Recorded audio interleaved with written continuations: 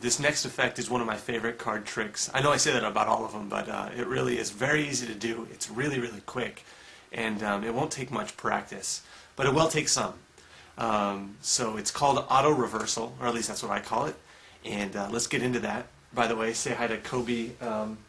She just walked off in the background, but she's getting bigger, and I'll see you in just a moment here. Alright, so I have my cards here, and what I'm going to do is have you just touch the back of any card you want. So I'm going to spread through them. Anyone at all? This one here? Good choice. Go ahead and have a look at it. Make sure you memorize it. Don't forget what it is. And check this out. We're going to place it in the center. Well, as close to the center as I can get. That's about center, wouldn't you say? Right about there. And we're going to square that in all the way. And I'm going to find your card with one hand. Not only with one hand, but with one hand behind my back. Check this out. I put the cards behind my back, and I just snap the fingers 3 times, and I think I've done it. I think I have found, yep, there we go, your card. No, not the King of Hearts. Your card is actually revealed itself as the only card that's face down. Check it out. All the cards are face up except for one card, and that card happens to be the 9 of diamonds. So that's auto reversal, and let's get on with the explanation. So we're back here in the trusty rocking chair of magic, and to do this effect you're going to need a regular deck of cards, all 52 cards. You can have the jokers in there if you want, it doesn't matter, but a full deck of cards. In fact, if cards are missing, it'll still work. But what you need to do is you have a regular deck of cards, and there's a little bit of setup beforehand. And what that setup is you turn the bottommost card face down. So on the bottom you have a card that's face up, and the rest of the cards are face down. So I'm going to get close to the camera here so you can see that. All these are face down, except for the very last card. In this case, it's the King of Hearts. It doesn't matter what card it is, but it just has to be face up. And your audience does not know this.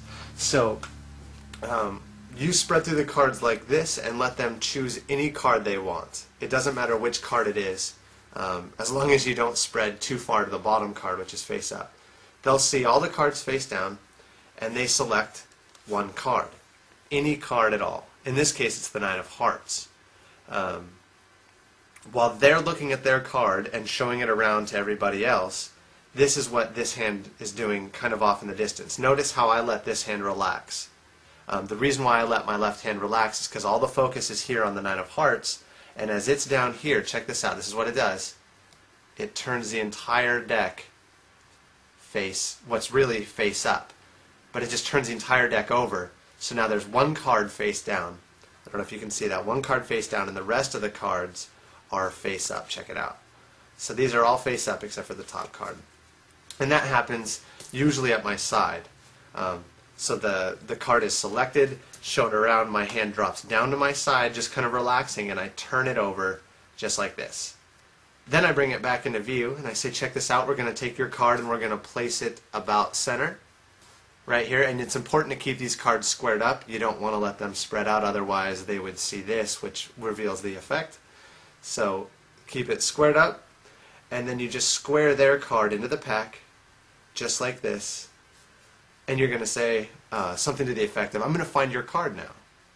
But I'm going to do it much more difficult than anybody else you've ever seen. I'm going to find it with one hand behind my back. Not only one hand behind my back, but I'm going to use that one hand to find your card. Check it out. And you take the cards and you put them behind your back. Now when you do, this is what happens behind your back. You turn that card face up. That's it. You just turn it face up with one hand. If you can't do it with one hand, then this is what I would do. Is I say, I'm going to find your card behind my back with both hands. And while my hands are behind, I would just turn it face up like this. That's all you have to do. So the card's face up. Maybe pretend like you're looking for their card or something like that. Take your time. It doesn't have to be a really, really fast move.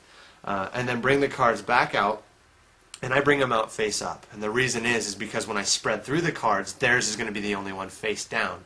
And it builds a little bit of suspense. If I did it this way, their card would be face up, and it would be magical, but it kind of kills it. It just shows right there that you knew what their card was.